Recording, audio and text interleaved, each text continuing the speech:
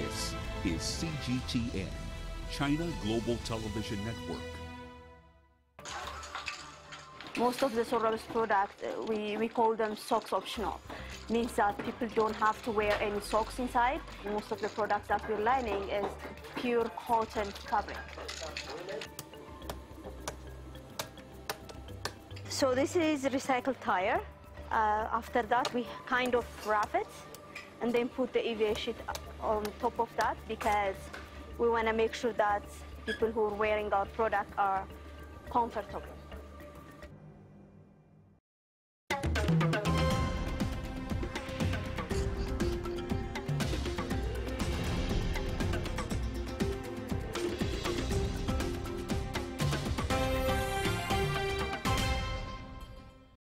Sometimes we use white, sometimes we use brown.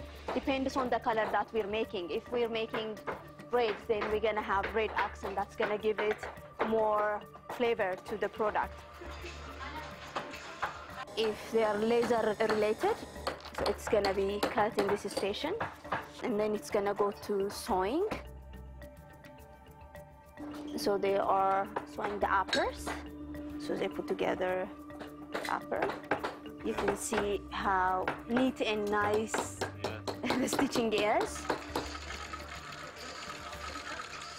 This is the white cotton fabric that we see back there, colored, and this is gonna be the inside part of the shoe. You don't have to wear socks. So that's it. We have to make each and every hole by hand over there, and then they stitch it. It's gonna give it some kind of handcraft feel and look. And then in the back, we give it some kind of accent. We come up with different finishing, different colors and texture. We cannot buy this from anywhere. You find them only here in Sorrells. This is a women product.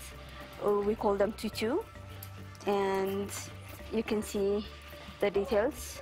Then you can see the fabric and the detail on the fabric also. And then when the son is putting together the shoes, he's gonna put the inside sole, which is very, very comfortable, rubber sole. So so this is how he puts them together. As you can see, it's perfectly seated.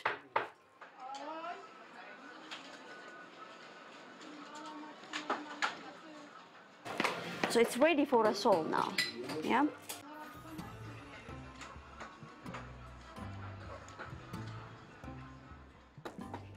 So this is the sole for this product. So that's how it sits. If I put it together, it's gonna be wrong because they already applied the glue. So it's gonna be nice. It's a lot going on here because we have different kinds of people ordering different kinds of products. The other things that you see is a development. So the finished product look like this. It is. It is.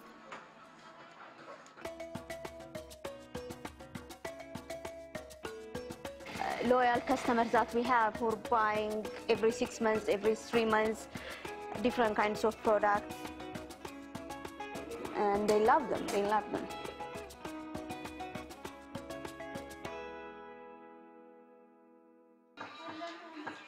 You know, we're running a business, so there is always that we make a mistake. I make a mistake, bad decisions sometimes. And of course, it's a learning curve. Those are the time that shaped me more to be successful, I think, those mistakes that I make. It makes you sharp, right? It makes you ready for anything. And then you're gonna do your job properly. You're gonna be thinking, you're gonna be really re-examine yourself. The decision that you make is the right decision. While one is in the infancy of their idea, the other is a well-established figure. I had friends telling me, why don't you commercially package them like you see in supermarkets? I told myself, first of all, that will make this very expensive. The people that use these briquettes or charcoal mostly are people that will never even walk in that supermarket. We need to begin introducing, these briquettes to the people where to make a much bigger difference.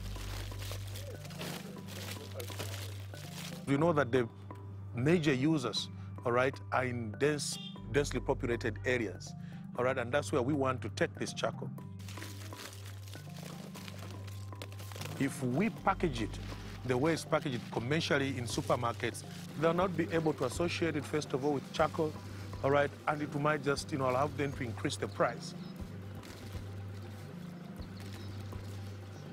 which makes it prohibitive, for us to penetrate that market and make that needed difference.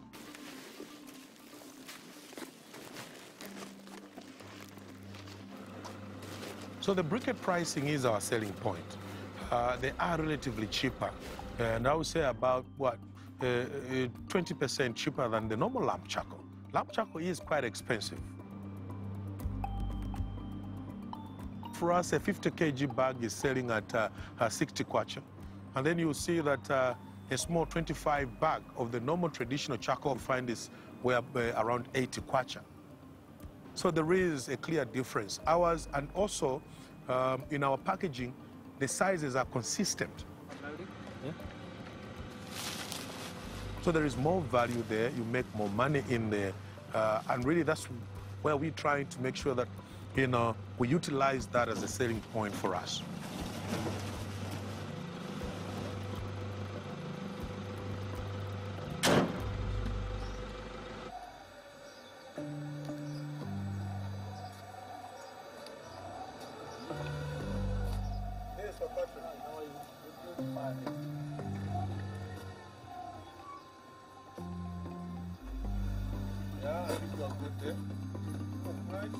How are you doing? Fine. Great. Since I found about it, that's why I've been using it. I use this for barbecue and for cooking for my family. It's cheaper. Just 6 kwacha per bag. I like them because they're environmentally friendly. It's done. All right, my brother. Take care. Thank you. Thank you. Bye. All right, bye. Bye.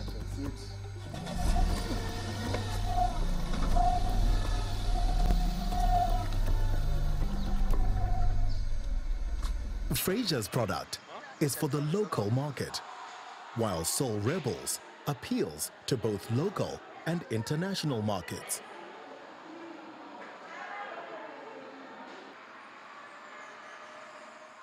Any retailer see any kind of new product, they want to have them. So Amazon approached us, and then Whole Foods approached us. Then the market started opening up for us. And then it was about us to expand and have the capacity to service all those customers that we have, and we did. መጀመሪያ ኦርደሮችን አያለሁ አስፈላጊ ኦርደሮችን ቅድሚያ የሚሰጣቸውን ኦርደሮች ማለት ነው እዛ እነሱን አያለሁ ቅድሚያ ለነሱ ሰጣለሁ መላክ ያለበት የሱቅ ጫማ ካለ እሱን ልካለሁ ወደ ውጭ የሚላከው ነው ደግሞ ወደ ውጭ ልካለሁ በየቀኑ የተለያዩችን ስራዎች እንሰራለን ማለት ነው የተለያዩ ነገሮች እናደርጋለን ማለት ነው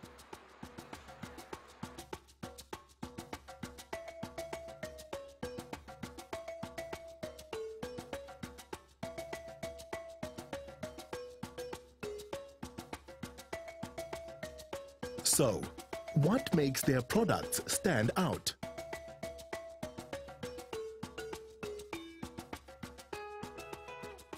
It's not a shoes that we make, it's a piece of art. Because when that much people are involved in the production, it's not simple. So what people are actually putting in their foot is a piece of art.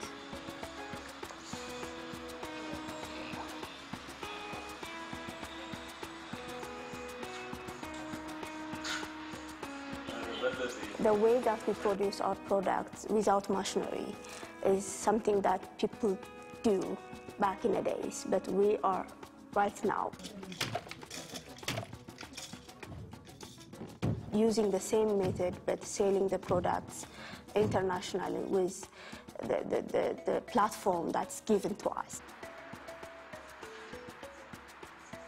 We have more than 1,500 styles of products, and we're going to continue on developing new products, new looks, new fabric, and yeah, follow the market.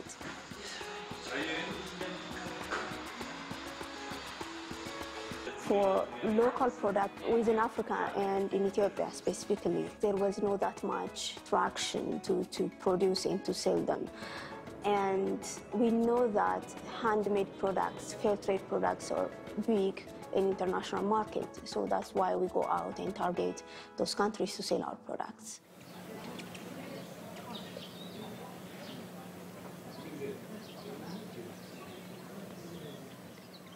The time I was growing up in my home village, we could see all these big trees around. The charcoal business wasn't as rife, as it is now. And so the growth of a population has created a proportionate demand for lamp charcoal.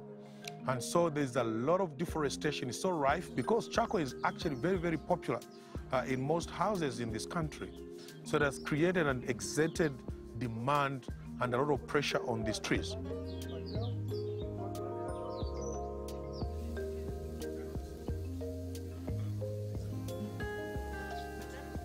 So far in terms of challenges, really mostly the marketing side and acceptance. They'll say, no, I can't use cooking, with this material.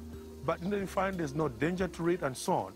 So there's a marketing side. People tell us, no, perhaps these briquettes will damage my pot when I'm cooking. So there are those challenges where I think we need to create an environment where the knowledge flourishes in terms of these briquettes.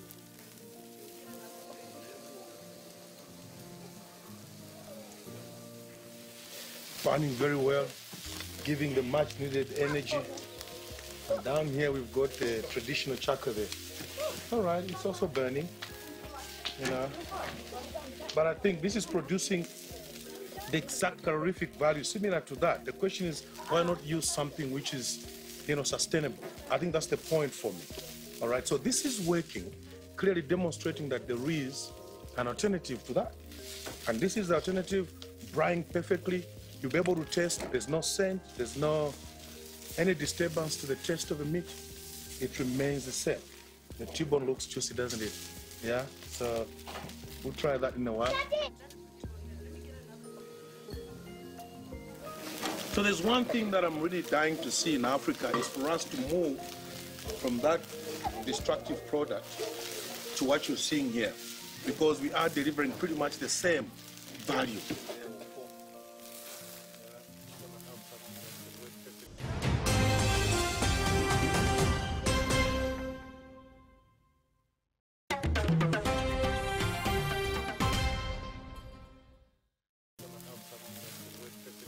So every single one of us has got to take a part.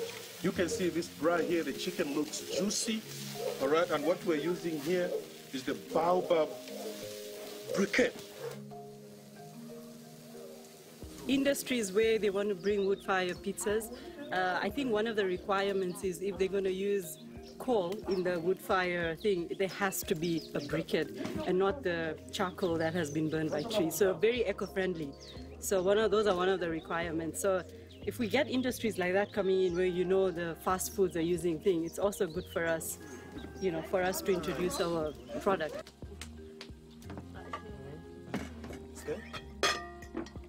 Even these children, as they grow up appreciating the relevance of protecting our trees and making sure that deforestation and decimation of our trees comes to a stop at one point.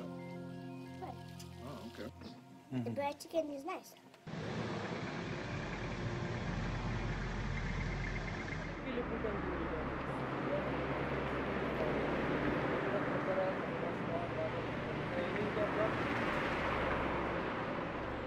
Access to the airport is easy now. Not only one road, you can access the airport from 5, 6 different roads. Back in the days, to ship your product, only one road to the airport. If that road is blocked for some reason, you're stuck. So One of the things that I see as a challenge is as business is growing, as people are changing, we need to have more schools, training centers, because we don't have a lot of trained people. So we need to train our people more, and sometimes the capacity is not here.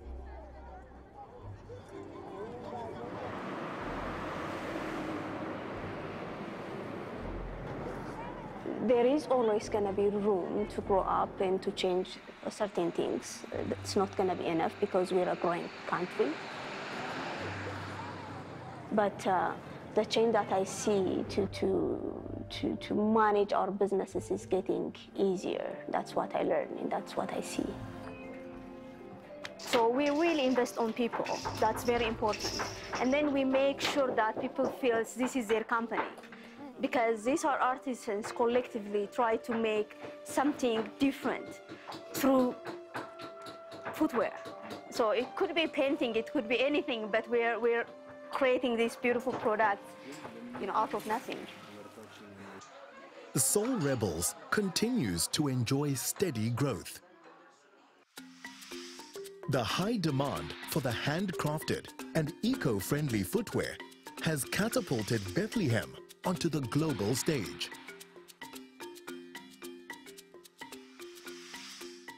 Join me in giving our next speaker a wonderful UN General Assembly round of applause and welcome Bethlehem, Alemu.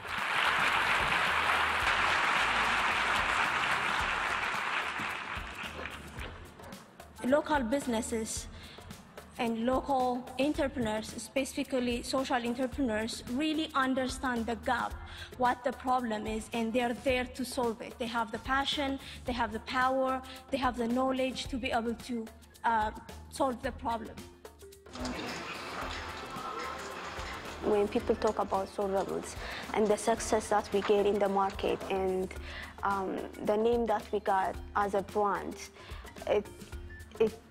it inspires a lot of women and men to start their own business and what they want to bring it to the table and what kind of problem that they want to solve. We don't have to travel really long to different countries to bring in ideas. We just can have to see what's going on around us.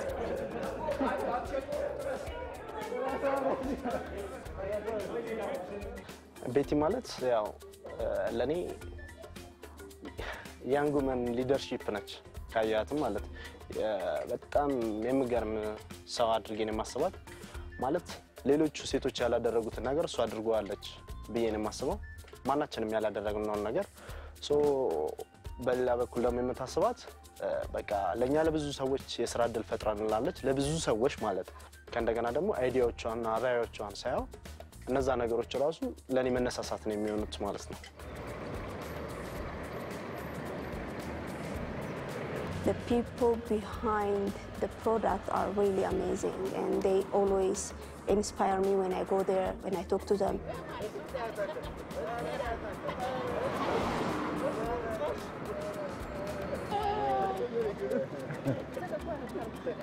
If they don't work for the company, I wouldn't be here today. So that's their hard work, commitment, and then passion that gets her here today.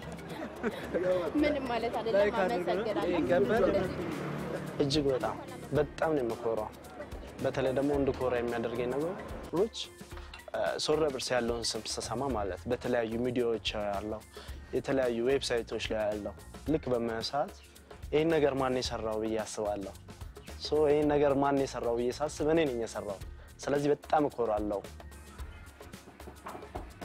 ስለዚህ እሷን ራይ ተከትዬ ልጆችንም ያሳደግኩ ነው መስራት ያለብኝንም ስራ እየሰራው ነው For Frazer, success has a very different appearance. He needs Zambians to embrace his ideas if the country is to protect what has been taken for granted for too long. And he's not alone in this quest. It's a rural economic empowerment. About 41,000 rural population depend on charcoal for their incomes. Well, it's about 45,000 in the urban setups, in the market trading areas, depend on charcoal for income. So you have the both negative and the positive part of charcoal. However, the government provides for sustainable charcoal production. You can get a license from the forest department, and they can prescribe, the production license, how much wood one can cut. And there are some practices that have been promoted which try to reduce the impacts that charcoal has on the environment. You can consider charcoal also as a renewable energy because, if you manage your feedstock, if farmers can be encouraged to produce what they process, then, it can become sustainable. But because it has been done mainly in our case here in Zambia in an illegal way, people don't get licenses, they don't prescribe where they cut it, and there's no control.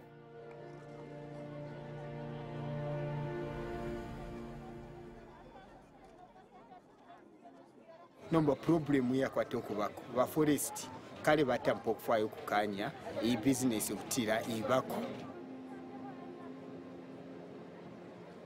nomba ifwe kula kufamu tuletanga chatira twapikanya file fipenga twafileta kono file samuko kwa toko twafwako okoya titu mone mpia ile fwa kwa limbi kufya bulimi kulunda pofe na nokusambilisha mwabana ero na ifofe ne bene turalusha twakwata kuyitekeramo muri ine nchito imoyindi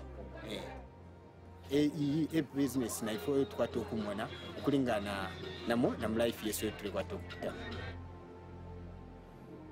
license nga fwebene nga chatira nga chatira twa organized bonse fwe badeshitisha malashi tule matwa ya kwata kumona na ba forest batupera ko license ya kwata pishepo ya malashi nomba ubwafya bwisa mukuchitika bwakwe bati ama expense yambya fwa ipa mwishira tukwata okuti so ne film tibati kampokula tuleterako ifya pusana film chofu batuleterako okuti tule byala kokulya kula konse ko tulefunya film tifya malasha konse kula tuleshara tule byalira ko limo pautira kuntanshi tukesa kwa tokushoti film.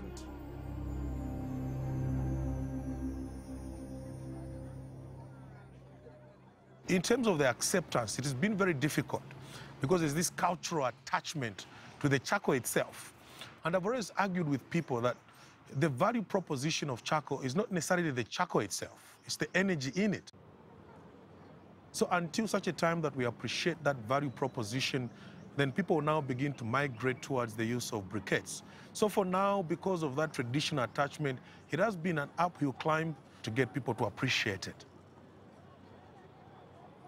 So for me, we believe that if we begin to demonstrate to people that there is another way other than cutting down these trees, we believe that can then create a paradigm shift.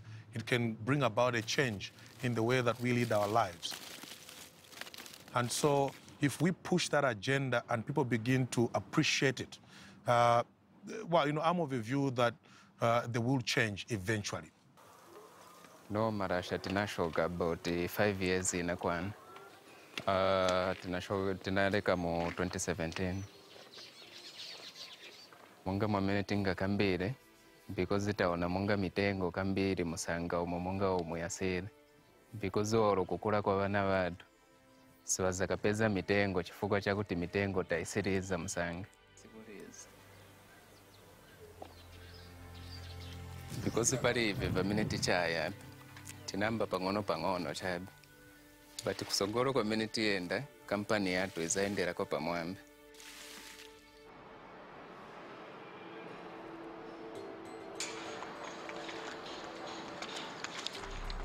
I was thinking, what am I going to do next? What am I going to do next?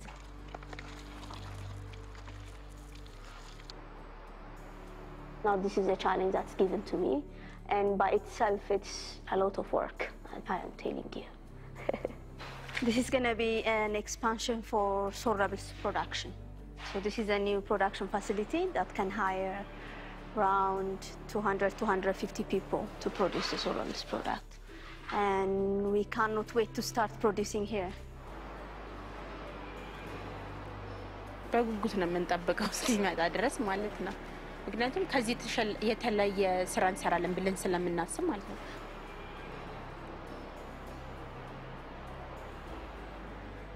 So in this place we can produce up to 1,500 per day. የተለያየ ቦታዎች ሄደ የተለያዩ ኤክስፒሪየንሶችን አይተሃል። አሁን ከምንሰራው ነገር ደግሞ የተሻለ ነገር ስለምንሰራ ያን ጊዜ የተሻለ ነገር በመሰራበት ሰዓት ደግሞ አንተም ተጠቃሚና ድርጅቱም ተጠቃሚ ነው። ስለዚህ አዲሱ ድርጅትን በጣም በጉጉት ነው የምጠብቀው ማለት ነው። So it's almost done, and yeah, I cannot believe it's happening. The way that I see the Soul Rebels brand specifically is that it was something done before, it's current, and it's the future also. It took more than 10 years to make Soul Rebels sustainable by itself. It runs as a business, and it can run for the next generation by itself also. We work very, very hard to be where we are today as a brand, and Soul Rebels have been around for more than 12 years. And the fact that we are expanding the Soul Rebels product and already built a factory to be hire another 300 people is something I'm looking forward to do. So yeah.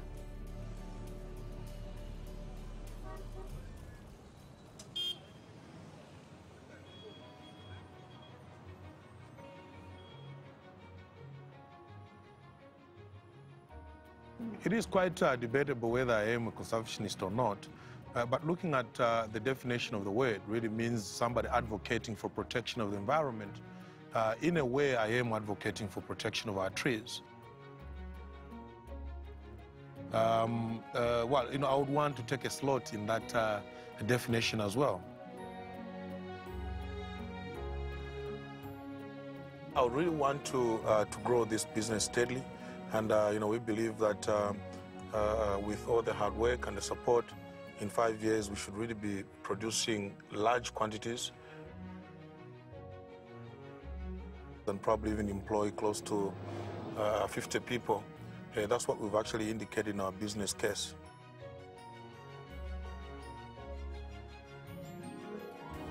The profitability that we're working towards, the employment that we are creating, and of course, just to make the business more sustainable, to ensure that it's a business that will last for years to come.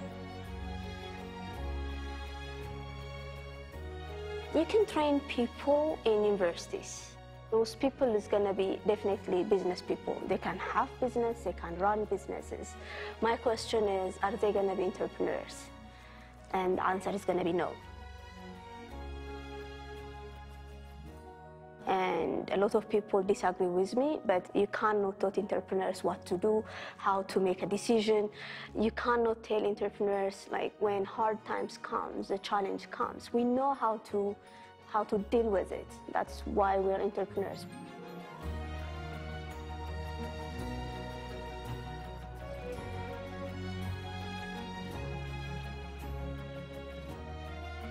In their individual paths, these two entrepreneurs, Bethlehem and Frazer, have made significant strides, positively impacting Africa.